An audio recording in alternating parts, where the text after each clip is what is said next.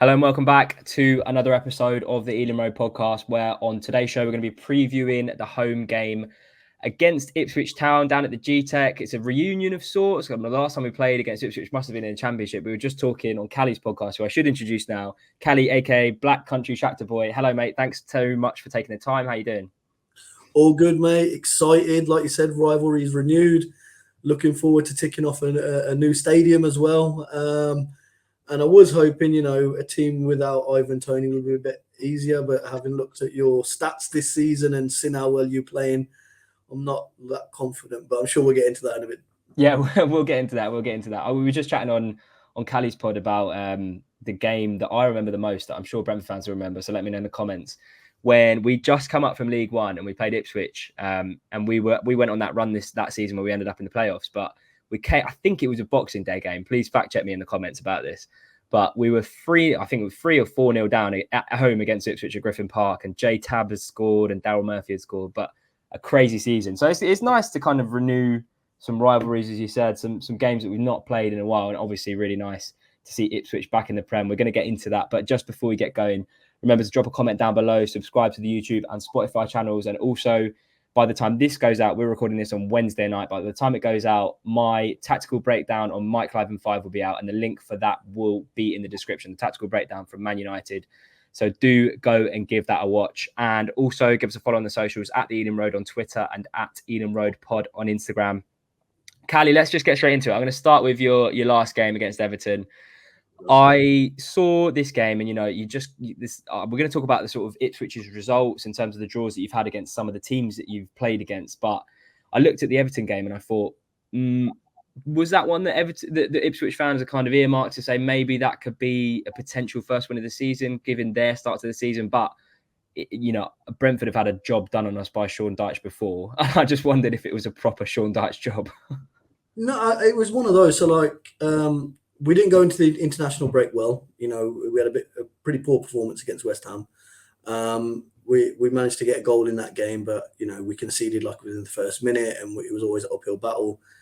But very similar to the West Ham game in terms of West Ham, bit of a false position at the time. So you thought, okay, it's going to click for them. They've got enough quality. Eventually, it's going to click, and you're just hoping it's not against us. Same with Everton. They've got enough quality there. And, like we talked about Sean Dyche in terms of defensively, I think they had 4th best defence last season. If it wasn't for the points deduction, they'd have finished something like 23, 24 points clear of the relegation or whatever. So it was always one of those that I think most Town fans were hoping we could get a win because, again, we haven't had that win yet. But I think it was one of those where we thought, okay, as long as we play as well as we have played against at home, like against Villa, against Liverpool, against Fulham, then you're thinking we could have taken something. But to be honest, Everton didn't have to get out of third gear. I thought we started brightly. We had a few chances. And, it's the Premier League. It's all about fine margins. Jack Clark skies one over in the first half anyway. And then, they go down the other end. They score. Again, defensive mistake, which has been that's a theme of our goals that we've not just conceded this season, but last couple of seasons, is just sloppiness and concentration. So there will be opportunities, I'm sure, for Brentford on Saturday, but it's one of those very good defensively where Everton were, and then they were clinical on the other end, whereas I think our first shot on target didn't come till the 80th minute, which kind of says a story by itself already.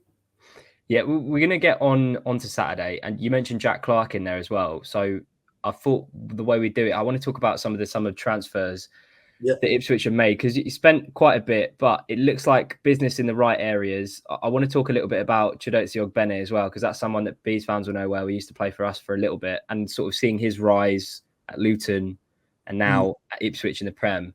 It's weird because we never saw that from Ogbene, and he's proven to be a pretty efficient. Well, at least from the Luton games I watched last year and from the Ipswich games I watched this year, he seems pretty handy. But just your overall thoughts on your transfer window in the summer. Yeah, so what you got to remember is obviously it's first time we're in the Premier League for 22 years.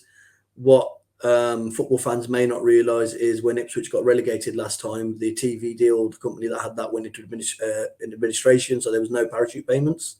So then we went into administration, sold off our players quite cheap. And up until this summer, our transfer record was 4.9 million for, joint. So Herman Haridason and Matteo Serini from 2001 and 2000. So that had stood. Then we splashed the cash. And like you said, most Town fans will agree it's been a good window. We signed Amari Hutchinson, who was phenomenal towards the end of last season, 22 million for a young player that's coming through. Liam Delap, another player, I've said he's going to be the next Harry Kane. He cost us 15, could go up to 20 million.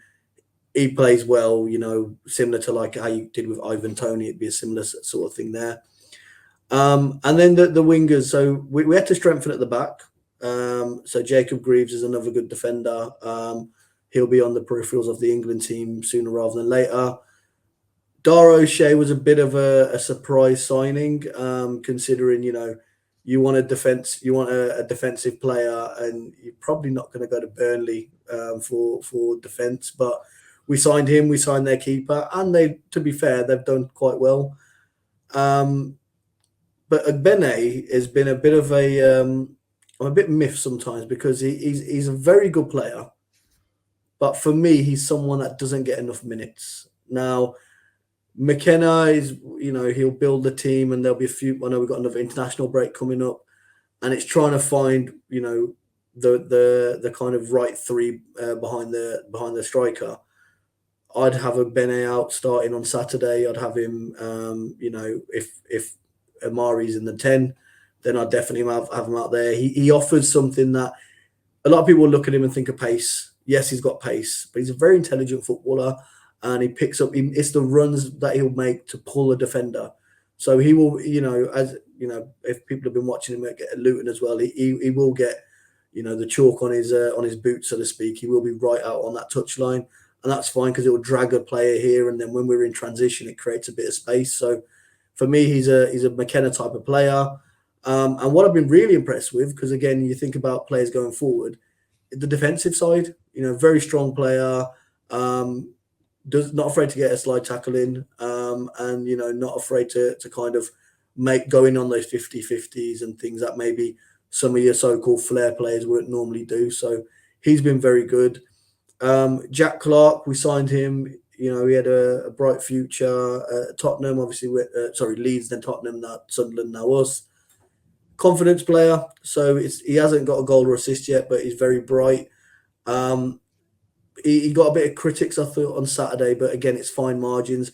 If he hits the shot on target, he scores a goal. If he gets the penalty as well, then he scores a goal, gets a penalty. It's a good shift. As it so happens, he balloons the shot and it's not a penalty or whatever. But he's not had the game yet where we say, okay, Jack Clark is here. But transfer business, I'd give it, if I had to rate it on a grading system, I'd give it an A anyway, because we signed players we wanted, and it's also one of those where we haven't signed journeymen. We haven't signed people that are just here. I know we've got like Calvin Phillips, who some people will say, well, maybe he's past it, this, that, and the other. He's rejuvenating his career, and he's doing well at Town. That partnership with Sammy Morsey in the middle looks really good. But, should the worst happen and we go back down, we'd be in a really strong position to come back up with, majority of the squad would probably stay. So, really good bit of business from Mark Ashton and Luke Wearing, our CEO and COO. So, yeah, very, very good. Very, very happy. You mentioned that at the end, just about, if you did go back down, you'd be in a good position to come straight back up. And I've got this question a little bit further on in the running order, but I thought I'd ask it now. It's a good segue. Just like your thoughts on the kind of narrative about these days, it is very likely that the 3 promoted teams are going to go straight back down. In terms of, the current relegation picture, have you thought about it and sort of looking around you? What are your thoughts on who's most likely to? I think, Southampton with that defeat against Leicester on the weekend, that was pretty damning. But have you thought about it, or is it still too early? You're still just kind of enjoying it? No, I've definitely thought about it. It's so the last couple of seasons, so Championship and League One. So I'm just going to run back a little. So in the League One season, McKenna's first full season, we had to finish better than 22 other teams because we wanted the top two. Then when we started the championship season, it was, okay, we want to finish in the top 6, maybe top 10. Quickly become realised, I mean, we didn't drop below 4 full seasons, so quickly become a reality that actually, we want to finish above 22 other teams. We want to be top 2. So we've had to be better than 20 plus teams over the last 2 seasons. I say only, but we only have to finish above 3 teams and do better than 3 teams this season. And for me, I think there are 3 worse teams there. The 3 that are in the relegation zone, obviously Wolves, Palace and Southampton.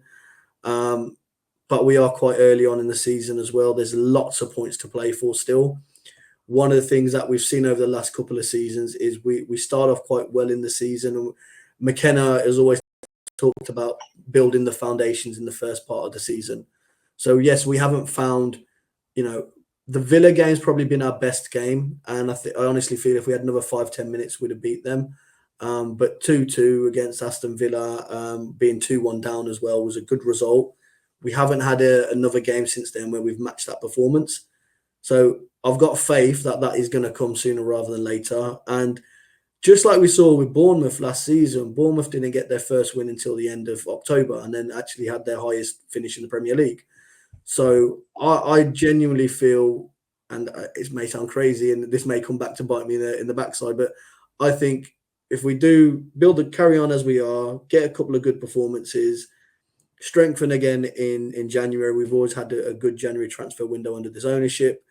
Then I think we're going to be top 14, and I genuinely feel we will be safe and again be able to build for next season. So yeah, it's I just feel there's too many other teams there, and because the Premier League's such a funny league in terms of anyone can beat anyone, and if you look at the run-in of some of the teams towards the end of the season, they're playing maybe teams that are competing for the title or Champions League and this, that, and the other. So I think whilst we had City and Liverpool to start, it's probably the best time to play them, get it out of the way. And now obviously we got Brentford, a team. If we was at Portman Road, we'd probably definitely be saying, yeah, we're confident on getting a point or getting something from it. And I'm sure we'll go into it a bit. And I know you guys are a different beast at home. But then we've got Leicester at home as well. So we play Leicester at our place. So we got to believe that, a win's coming soon.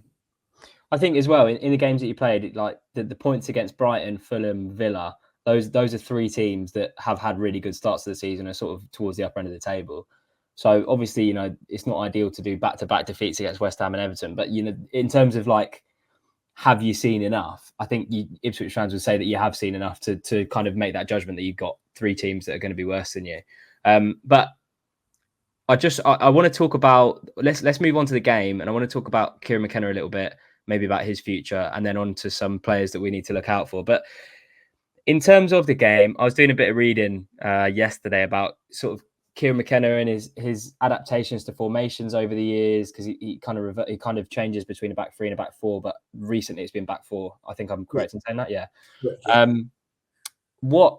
What kind of team are going to come to Brentford on Saturday? How does Kieran McKenna like to set up? And as a follow-up, I'll ask you to follow up after. But what kind of team we're going to see on Saturday? Hopefully a winning team. So at home we're different. When we're away, we play more on the break, on the counter when we're away as well. So we'll go for more kind of defensive players. I mean, we haven't got a massive squad as it is, but like you said, we will do a 4-2-3-1. We have it's expected that the fullbacks bomb on as well. Leif Davis, top broke records last season in the Championship for assists. We're probably more, if you're looking at a bit more lopsided on the left. So when we're in attack, Leif kind of goes forward, and that the remaining 3 kind of shift over and become a back 3. And then we'll have our two central midfielders, Morsey and Phillips, kind of, linking up between the defence and the attack.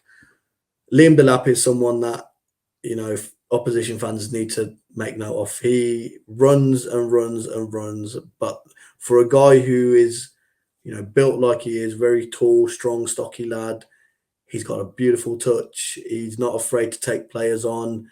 There was on Saturday, so he was defending in one corner on one side of the pitch, wins the ball on a 50-50. and it ends up with him on the other side of the pitch, just hitting the ball over. So again, he will constantly run at plays. If there's space there, he will find a way to exploit it. But I think traditionally we're going to be one of those where we're going to look to try and control the midfield and then hit you on the counter. Really is what I'd say from away from home. And just in terms of McKenna and all the noise around the Chelsea job and around of the obvious United links, if Ipswich were to stay up, I know that he signed a new contract now, but if Ipswich were to stay up, are you worried about the future of Kieran McKenna? I don't know why everyone keeps talking about McKenna. He's crap. No one should look at him, right? Don't look our way, right? Honestly, right? It's not McKenna. No, seriously, he's a phenomenal manager, tactician. And speaking to some of the players there, they say that he's one of the best coaches and managers that they've ever had. And some of these guys have had some real great managers as well. I wasn't worried about him going this season because I don't want to say it's a free hit because that's not the mentality that the club will have or the squad will have. But even the most diehard Ipswich fan, as long as we make a go at it, which I think we've done in most of our games anyway, if the worst was to happen and we go down, I don't think anyone would be too distraught on that. If we did go down, though, absolutely McKenna would go. He's a Premier League manager. The fact that Vincent Kompany can get relegated with Burnley and then go into a Bayern Munich job, then McKenna will probably be Real Madrid manager by the end of next season, right? But it's also, I mean, McKenna's a Man United fan. So when Man United, I think he's smart as well because, Man United at the current time, probably not the greatest place to go. Although I did read somewhere that your manager has been linked or being touted as a replacement should Ten Hag go. But I think if we have a good season this year, he has a good club here. We have a good structure. He's got a good relationship with the owners, with the CEO. We want this player. We'll get it done for you. You want this type of profile. He's got a club that will back him. So I think as long as we stay up this season, I think we have at least another year of McKenna. At that point, 2 seasons in the Prem, then I think, yeah, his stock is. I'm a diehard Ipswich fan. I'd like to think we're going to win the Champions League every year, even though we're not in it, right? But I think McKenna is someone that will win the Champions League, obviously with the right club or whatever. But he's just that good. And the thing is, it's the in-game management as well. Being able to he's constantly. I mean, you'll see him on the sideline. Him and his coaching team. You got Lee Grant there. Last couple of seasons, we've scored like 98 goals, 97 goals. And Lee Grant, former goalkeeper, has been our striker coach. So, you've got the right people. Martin Pert as well, another great assistant manager. We've got Rennie Gilmartin, good goalkeeping coach. So there's a lot of good coaches there as well. But McKenna, the overall manager, coach, tactician, best manager I've seen at Ipswich Town in my lifetime. And I was there in the George Burley days and stuff like that as well. But McKenna's just on another level. He's constantly on his tablet looking to change things. My only criticism is sometimes the substitutions don't happen quick enough. And I think part of that is man management, all the rest of it. But, I work in IT. He's a football manager. So, I let him decide what he's doing. It sounds that kind of description in terms of being proactive and being a great tactician and having a good relationship with the club and the CEO and the owners. It sounds and also being scared that he probably will get touted by a bigger club. It sounds very similar to the situation that we have with Thomas Frank. And I feel like, especially this season, maybe clubs are starting to cotton on to the fact that, going into Brentford going into their 4th season is quite abnormal, especially with some of the results that we've had. So, I feel like there's a lot of comparisons. You mentioned Liam Delap. Any other players that we should be looking out for? Darragh O'Shea was actually someone that we wanted to sign over the summer, and we were close to signing from Burnley. And also Calvin Phillips, I'm intrigued to know how he's getting on. And also last one, Sammy Schmodics, because top scorer in the Championship last season. He scored against City, but I don't think he's scored since. Am I right in saying that? Correct. Yeah. So, and part of that is he's been played in different, various different roles. So yeah, we'll start with Schmodics. Very good player. You'll struggle to find someone that can press as well as him. You know, I know it sounds silly. People think, "Oh, pressing, you just run it," but it's knowing when to run, reserve your energy, and all the rest of it. And then he's predominantly left-footed, I think, but I think because he's so good with his right as well. And he's someone that likes to get down the touchline. So yeah, Championship top goal scorer last season. It was a bit of a long transfer saga. There is a bit of history where he's played for like Colchester and Peterborough and given Ipswich fans stick, and we've given him back in the past, but all is forgiven. You know, after that City goal, everyone was just like, right, you know, all's forgiven. We love you, or whatever. So he's a very good player. I mentioned Amari Hutchinson. Last season was his first season at men's football, and he had some phenomenal stats, some great goals, and someone that can really change the game.